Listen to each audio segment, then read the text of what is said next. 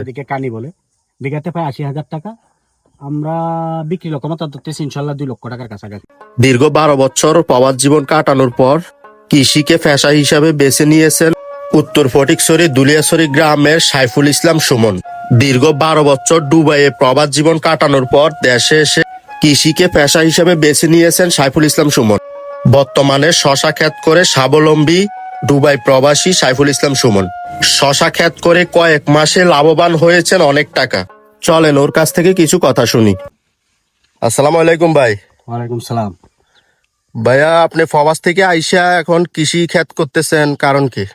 আসলে বাংলাদেশ সরকারের একটা উদ্যোগ ছিল যে ঘরে ঘরে একটি বাড়ি একটি খামার প্রকল্প বাংলাদেশ সরকার একটু, এবং বাংলাদেশ একটি কৃষিভিত্তিক দেশ, ঠিক আছে? অবশ্যই। তো এই জন্য আমি প্রবাস জীবনে দীর্ঘ ১২ বছর থাকার পর দেশে আইসা এই প্রথম কেয়ার চাষ করি। আপনি এখানে সর্বমোট কতটুকু করছেন কেয়ার? আমার কেয়ার এখানে আছে প্রায় ১ কানির মতো। এখানে টোটাল ইনভেস্ট করছেন কয় টাকা? ইনভেস্ট হয়েছে প্রায় ৮০,০০০ টাকা। কানিতে ৮০,০০০ টাকা প্রতি বিঘা প্রতি আর কি, যেটা বিঘা বলে আমরা এদিকে কানি বলে, বিঘাতে প্রায় ৮০,০০০ টাকা।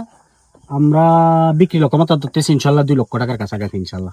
তবে আরো বেশি হয়তো, যদি এখন বর্তমান বাজার একটু কমে গেছে, বাজার কমে গেছে এখন। হ্যাঁ, যদি আরো চড়া থাকতো আমি ২.৫ হইতে ৩ লক্ষ টাকা আশাবাদী ছিলাম। তো লস তো হবে না?